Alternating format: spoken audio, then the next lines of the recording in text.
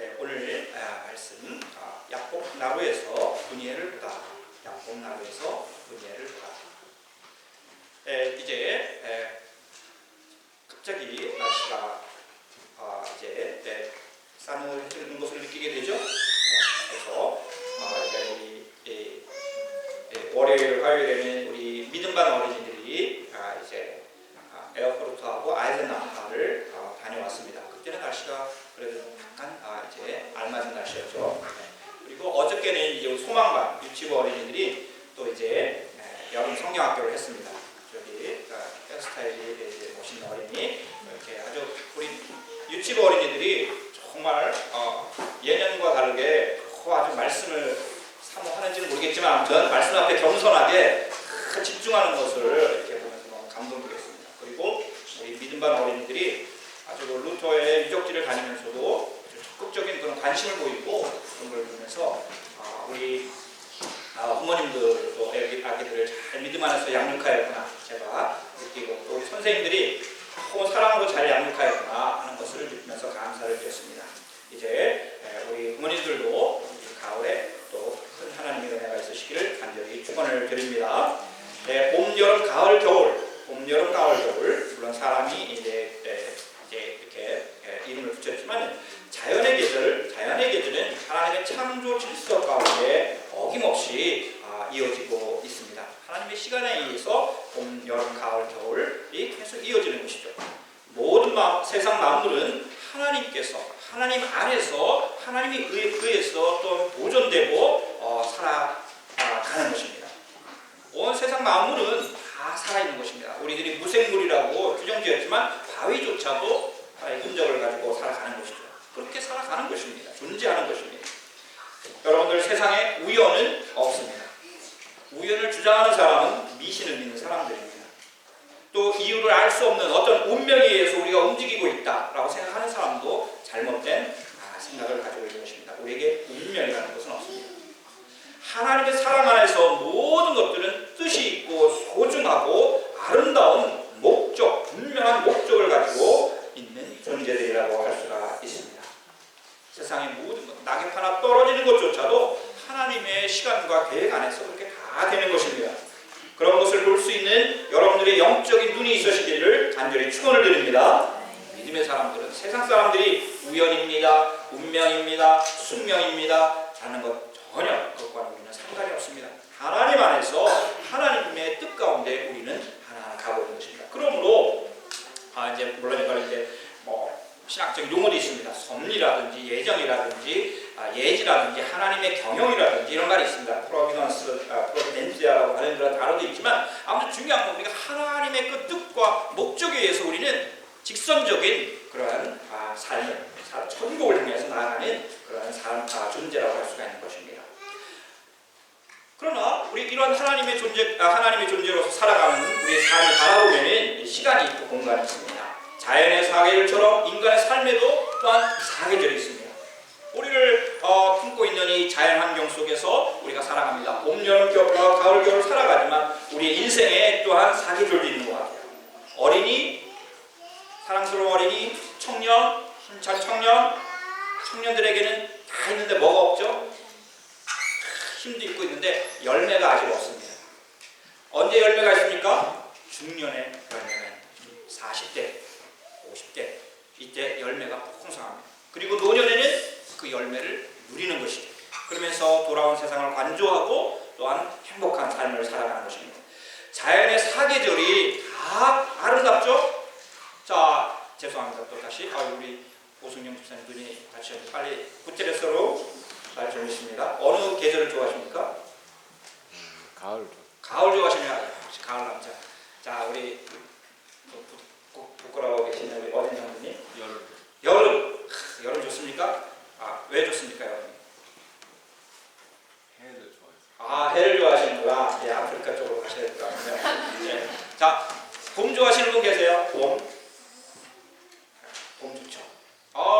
진짜 우리 율리안이 우리 온유가 봄이 좋아요? 봄이 왜 좋아요? 그냥 좋아요. 예, 봄이 좋죠. 겨울이 지나고 추운 겨울 지나고. 근데 이제 우리 겨울 남자들도 많이 태어나는 거죠. 1월에 태어난 겨울에 태어난. 여러분 겨울도 얼마나 아름답습니까? 눈이 탁 덮인 그런 것을 보면은 또 아주 이렇게 싸늘하고 추운 거를 좋아하시는 분들도 있어요. 거기서 오는 상쾌함이 있는 것이죠. 아무튼 사계절, 제가 말씀드리고 싶은 것은 사계절, 봄, 여름, 가을, 겨울이 다 의미가 있고 또 사람들이 나름대로 좋아하는 그러한 계절들이라는, 복된 계절이라는 것입니다. 하나님의 시간들이라는 것입니다. 지금 우리가 이제 9월 둘째 주를 예배드리는데 이제 9월, 10월, 11월은 사람들이 가을이라고 부릅니다. 가을은 정말 그렇습니다. 성숙의 계절입니다. 요란하지 않습니다. 그러나 열매를 맺기 위해 가장 바쁜 시간이 바로 이 가을입니다. 어저께인가 그저께인가 우리나라에 갑자기 이제 태풍이 와가지고 많은 어려움을 겪었다고 합니다. 가장 두려웠던 사람들이 농부였을 것 같아요. 왜냐하면 한 해 동안 열심히 농사를 전해서 이제 그 열매를 맺어야 되는데 그때 비가 막 오고 바람이 불고 뿌리째 날아가고 이러면 다 끝이 나는 것이에요. 가을이 너무 중요합니다. 우리 10대를 어린이를 10대라고 할 수 있고 청년을 20대, 30대라고 할 수 있고 중년을 40대, 50대라고 할 수 있고 노년을 60대, 70대라고 할 수 있다면 그 이후라고 할 수 있다면은 바로 이 40, 50대에 맺어지는 열매가 이 가을처럼 또한 중요한 것입니다. 그리고 더 중요한 것은 가을처럼 항상 농부의 마음으로 경건한 신앙의 열매를 맺어가는 사람들, 그런 사람들이 가장 복된 사람들인 줄 믿습니다. 우리가 열심히 주님을 섬기면서 동시에 열매가 있어야 됩니다. 한 영혼이 구원되는 열매, 자녀들이 믿음 안에서 아름다운 열매로 또한 하나님의 자녀로 열매로 맺어가는 그런 것을 볼 수 있다면 얼마나 큰 축복이 있습니까? 오늘 본문에서는 인생의 가을을 향해서 나가는 한 사람을 만나게 되는데 바로 야곱이라는 사람입니다. 이 아브라함도 그렇고 이삭도 그렇고 또 이제 야곱도 그렇고 이분들은 보통 120세를 훨씬 넘겼어요. 거의 200세 가까이 살아셨는데 아무튼 하나님께서 홍수 이후에 사람의 수명을 120세 이상으로 해 놓으셨다는 것입니다. 사람들이 이제 음식을 잘못 먹어서 계속 이렇게 이제 고기를 너무 많이 먹어서 사람들의 수명이 줄었다고 하는 얘기도 있는데요. 아무튼 창세기 47장 28절에 보면은 야곱이 이집트 땅에서 17해를 살았으니 그의 나이가 147살이었다. 147세로 이제 야곱이 돌아가시는 그런 상황이었습니다. 147세의 나이 중에서 17세는 또 말년은 또 이집트에 가서 이제 살게 되었습니다. 이때 이삭은 어떻게 되었을까요? 갑자기 설교를 준비하다가 야곱의 아버지 이삭은 어디 있을까 생각을 했는데 그때 이삭이 살아 있었습니다. 그리고 아마 헤브론이나 어디에 있었을 것 같아요.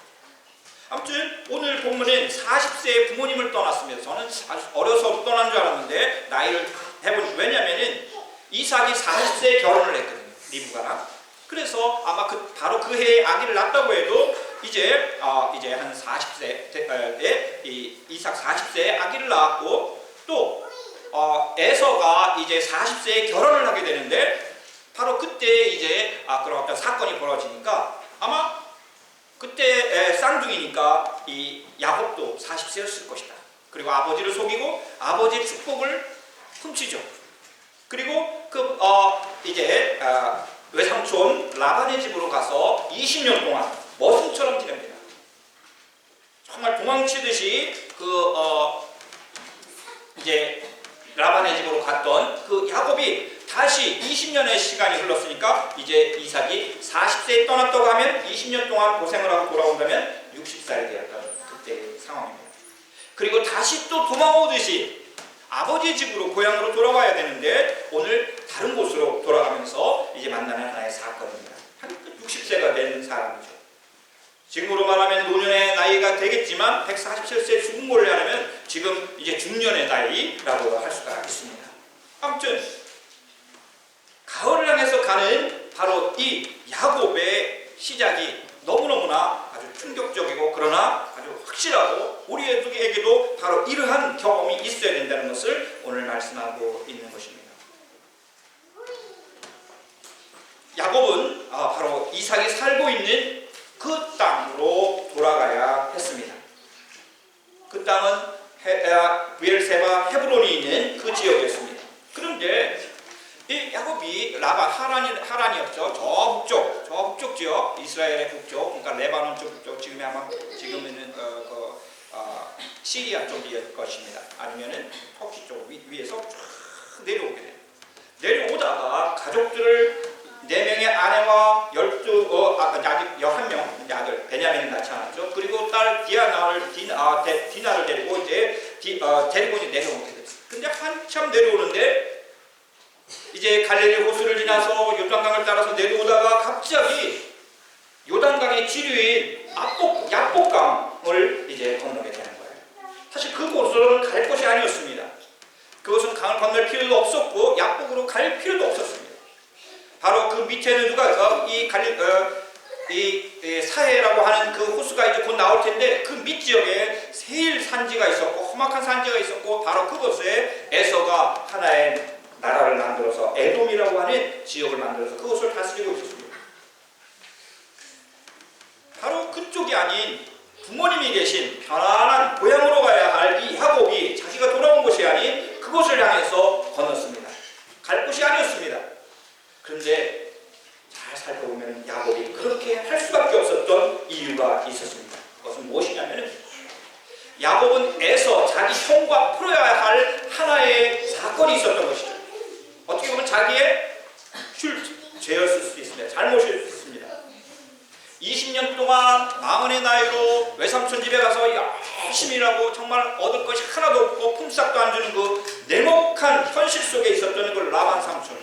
그러나 하나님이 축복하여 주셔서 얼룩된 것은 다 내 것이 될 것이라고 하면서 하나님이 기적적으로 수많은 짐승들을 얼룩되게 만들어서 야곱의 것이 되게 하셔서 기적과 같이 부자가 되고 자녀와 아내와 모든 축복을 가지고 이제 고향으로 돌아오는 이 야곱. 이 야곱이 그러나 20년 동안 아버지가 보이지 않고 형이 보이지 않고 엄마가 보이지 않았지만 그 마음속에서는 항상 부모님을 그리워하고 또한 형을 그리워했을 수 있지만 자기의 죄에 대한 이 죄책감과 죄책감에서 오는 두려움이 항상 그의 내면 속에 자리 잡고 있었다는 것입니다. 하나님의 축복을 향한 열정 때문에 그 축복을 향한 열정 때문에 아버지와 형을 속였던 것입니다. 자기의 축복을 위해서 다른 사람을 속이는 것, 지금 이게 우리나라의 정치 속에서도 있는 것 같아요. 저는 자꾸 뭔가 답답함이 보이더라고요. 그 야곱은 이삭의 축복의 기도대로 정말 하나님의 축복의 신 그대로 자손의 축복과 재물의 축복을 풍성히 받았습니다. 그리고 이제 금이 환영해야 됐습니다. 그런데 이 야곱의 발걸음이 금이 환영이 아니었어요. 무엇이 빠져있냐면 기쁨이 빠져 있었습니다. 내가 이렇게 수고하고 애써서 이제 부모님들과 형과 만나서 끌어안고 기쁨을 누려야 할 것인데, 그리고 칭찬받고 위로받아야 될 그러한 자리에 이 야곱은 그 죄책감 가운데, 이 죄책감이 점점 넓어지면 두려움이 생기는 것입니다. 오늘 본문은 그것을 잘 보여주는 것이죠. 야곱이 고향으로 돌아가는 그 길목에서 갑자기 형이 나타나서 자기에게 복수할 것 같은 두려움에 사로잡혔던 것입니다. 이 야곱은 쌍둥이 형 에서의 그 축복을 자기가 가로채죠. 장자가 받아야 될 그 장자의 그 축복을 아버지를 속이고 형을 속여서 자기가 가로챘던 것입니다. 우리는 그걸 강조하죠. 하나님의 축복을 우리가 적극적으로 우리가 하나님 쟁취해야 된다. 하나님께 나아가는 그런 하나님의 축복에 대한 열정이 있어야 된다. 얘기를 합니다. 맞습니다. 그런 마음이 있어야 됩니다. 그런 마음이 없고 형이 축복을 받으려면 말려면 말고 나는 그냥 양이나 아니면 집에서 엄마나 도우면서 이렇게 살겠다. 그러면 야곱이라는 존재는 없었습니다. 이상하지 않습니까? 모든 것이 장자에서 장자로 이어져야 하는데 하나님의 원리는 그 원칙은 있음에도 불구하고 꼭 그렇게만 되지 않았다는 것입니다. 아브라함도 사실 장자가 아니었죠. 이삭은 외아들이었습니다. 그러니까 그랬지만 이제 야곱은 둘째 아들이었죠. 그리고 야곱의 아들 중에서도 요셉이라고 하는 아들에게도 흘러갔던 것입니다. 여러분들 오늘 이 야곱은 오늘 본문에서 바로 부모에게로 돌아가는 그 길에서 이제 에돔 지역으로 가는 야복강을 요단강을 건너고 요단강의 지류였던 그 작은 야복강 시내를 건너게 되는 것입니다. 축복의 과정도 아름다워야 하는 것이겠죠? 바로 그러나 그 아름답지 않았던 그것 때문에 이제 그는 야복을 건너야 했던 것입니다. 그 밤에 야곱은 일어나서 두 아내와 두 여종과 11 아들을 데리고 야복 나루를 건넜다. 야곱은 이렇게 식구들을 인도하여 개울을 건너 보내고 자기에게 딸린 모든 소유도 건너 보내고 난 다음에 뒤에 홀로 남았는데 어떤 분이 나타나 야곱을 붙잡고 동이 틀 때까지 씨름을 하였다. 야곱은 야곱입니다. 야비하고 속이는 자라는 그 뜻을 가진 야곱. 이 야곱이 드디어 자기 형을 만나게 되면 자기가 앞장서서 당당하게 형님 제가 잘못했습니다. 제가 형님을 향해서 많은 선물을 가지고 왔습니다. 형님 저를 용서해 주십시오. 그러나 제 죄를 용서하지 못하기 때문에 죽이면 제가 죽겠습니다 하는 마음이 있어야 되는데 야곱은 20년의 시간이 흘렀지만 끝까지 인간적인 그러한 방법을 시도하는 것입니다. 자기 종들을 네 그룹으로 만들어서 보냅니다. 그리고 선물을 잔뜩 자기가 가지고 있던 짐승들 중에 많은 것들을 분별해서 가다가 1진, 2진, 3진, 4진이 가게 만듭니다. 만약 예를 들어서 에서를 만나게 되면은 이게 뭐냐 하고 하면은 우리 주인께서 에서 형님을 위해서 준비한 선물입니다. 두 번째 오다가 또 마음이 또 안 들면은 또 한 번 이게 뭐냐 하면은 에서 형님을 위해서 우리 주인 야곱이 준비한 선물입니다. 이렇게 4진까지 하고 마지막에 이제 가족 11명의 아들과 4명의 그 2명의 아내와 2명의 여종 아내를 보내는 것입니다. 그리고 그들이 만나게 되면은 이제 에서의 마음을 좀 녹일 수 있을까 했던 것이고 자기는 아직도 떠나지 않으려고 맨 마지막에 남게 되는 거예요. 어떻게 보면 또 우리 인생에 우리들의 모습일지도 모르겠습니다. 우리들은 항상 두려워하고 죄책감에 또한 이렇게 쭈리게 할퇴나게 되고 어려움에 겪는 그리고 비겁한 그런 삶을 살아가는 존재인지 모르겠어요. 우리가 야곱과 같은 존재인지 모르겠습니다. 이렇게 홀로 남아있던 이 야곱 20년의 시간이 흘렀지만 그 야곱이 엄마 아빠를 떠나서 또한 형을 속이고 떠나서 그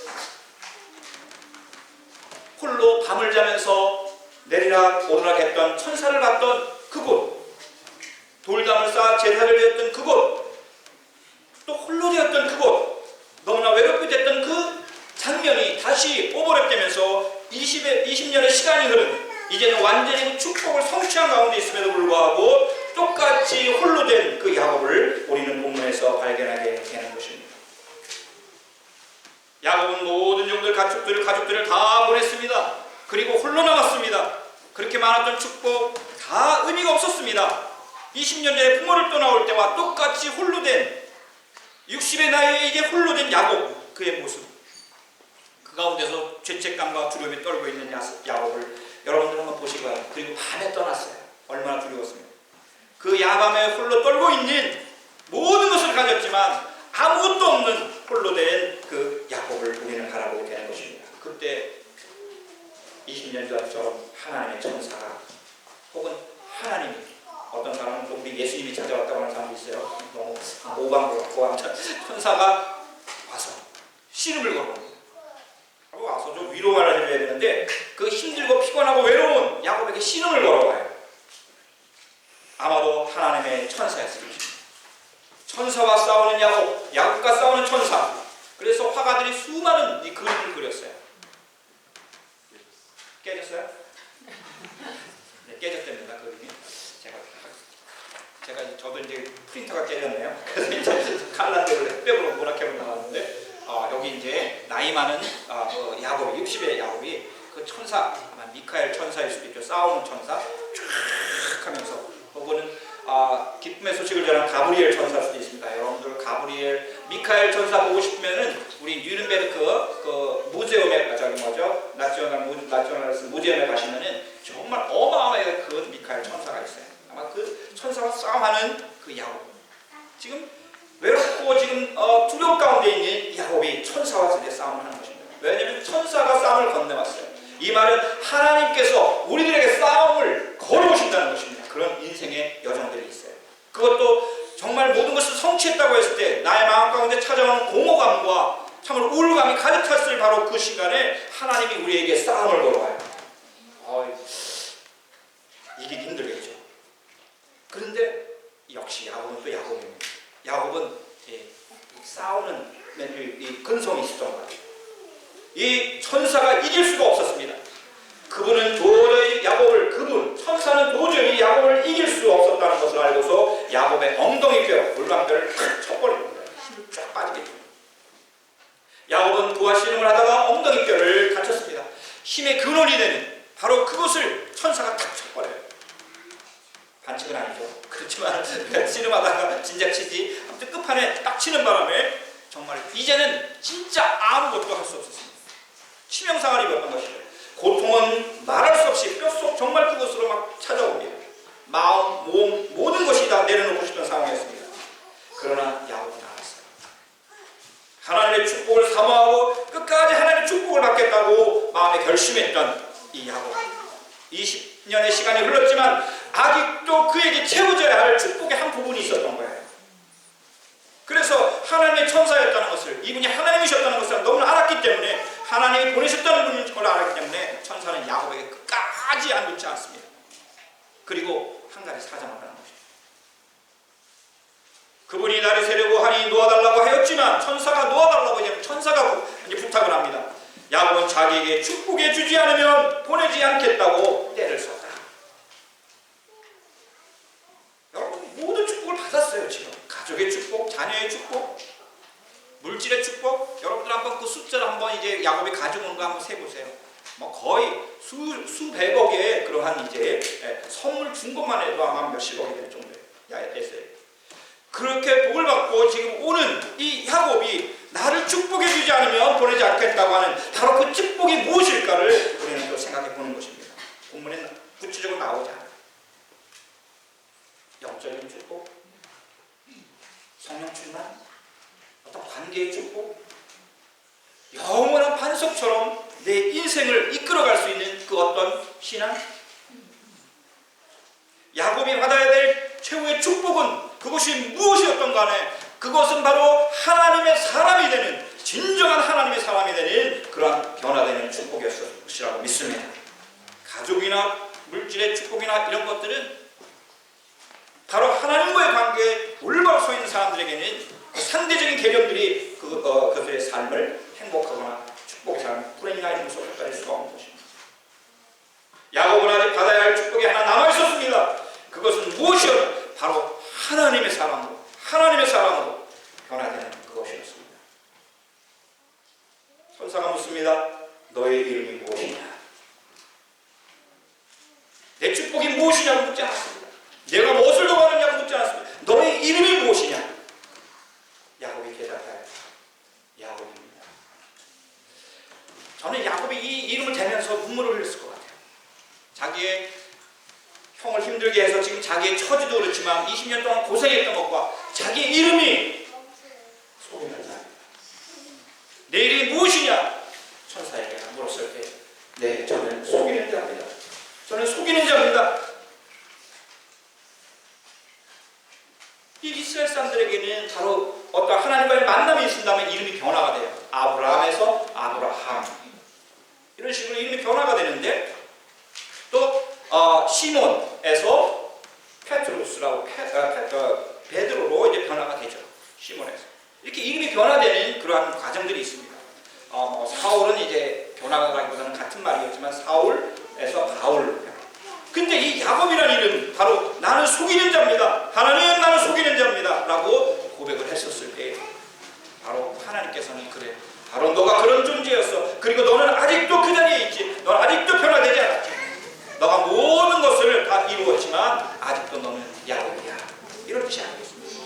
그때 그 사람이 말하였습니다. 내가 하나님과도 겨루어 이겼고 사람과도 겨루어 이겼으니 이제 너의 이름은 야곱이 아니라 이스라엘이다. 그렇죠. 야곱은 사람과 겨루어서 항상 이기는 사람이었습니다. 아버지와도 싸워서 이겼습니다. 형과도 싸워서 이겼습니다. 외삼촌과도 싸워서 이겼습니다. 진적이 없는 야곱입니다. 그런데 오늘 바로 이 순간 하나님과 겨루어서 이겼다. 이스라엘. 너의 이름은 앞으로 이스라엘이다. 뭐 야곱아 뭐 이런 식으로 아니고 반야곱, 이런 야곱은 완전히 사라지고 이스라엘이라고 하는 하나님과 겨루어 이겼다고 하는 하나님의 이름이 담겨져 있는 놀라운 이름을 갖게 되었던 것입니다.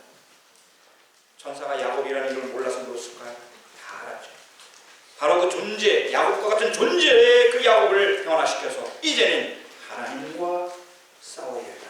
하나님과 겨루어야겠다. 하나님도 이길 정도로 하나님에 대한 간절한 마음이 있는 존재였다고 하는 그러한 이스라엘이라는 이름을 바꿨습니다. 그래서 지금도 이스라엘이라는 국가가 있고 바로 한 민족의 조상이 된 것입니다. 야곱은 자기 이름을 말하면서 이제는 또 감격의 눈물을 흘렸을 것이에요. 그렇습니다. 얘는 제가 야곱이 아니라 이스라엘입니다. 이제는 내가 형에 대한 두려움에서 야곱으로 가지고 있던 그 두려움에서 이제 하나님이 나와 함께 하시니 그 두려움의 뿌리에서 내가 이제 벗어났습니다. 아마 하나님 앞에서 천사 앞에서 고백했을 것입니다.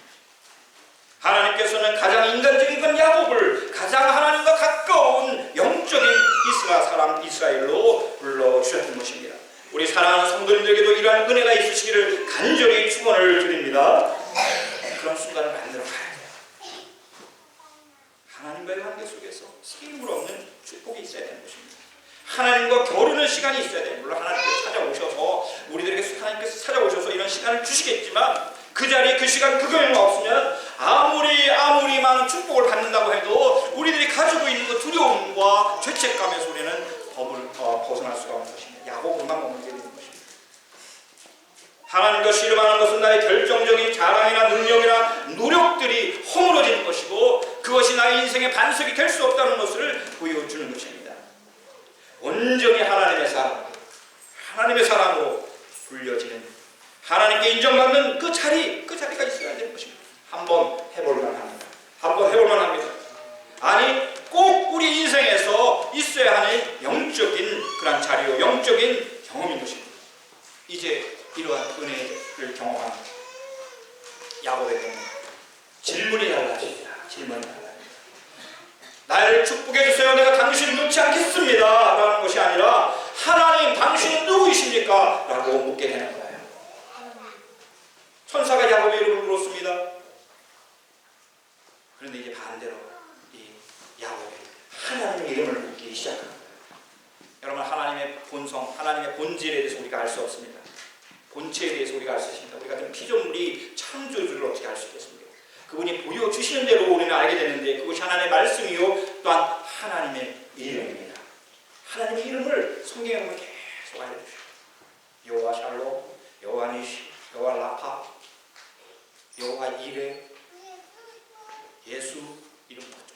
예수님 이름도 맞잖아요.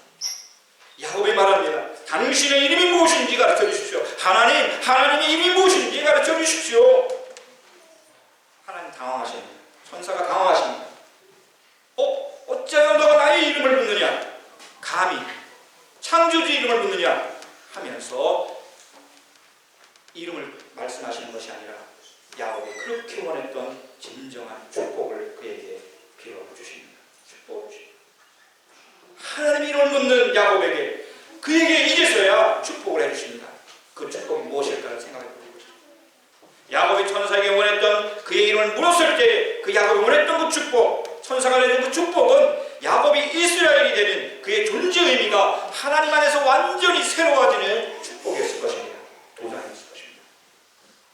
이제 그에게는 가난과 부요, 모멸과 명예, 슬픔과 기쁨, 죽음과 생명 그 어느 것도 끊을 수 없는 하나님의 영원한 사랑과 맞닿아지는 축복을 받은 줄 믿습니다.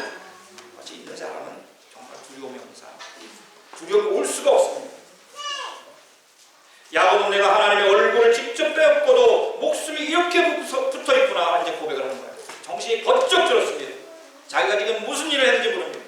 하나님과 겨루 싸우고 하나님의 이름까지 알게 되고 알고 보니 그 천사를 본 것은 곧 하나님을 본 것과 똑같은 것이었습니다. 그러면서 하나님의 얼굴을 내가 보고도 죽지 않았구나.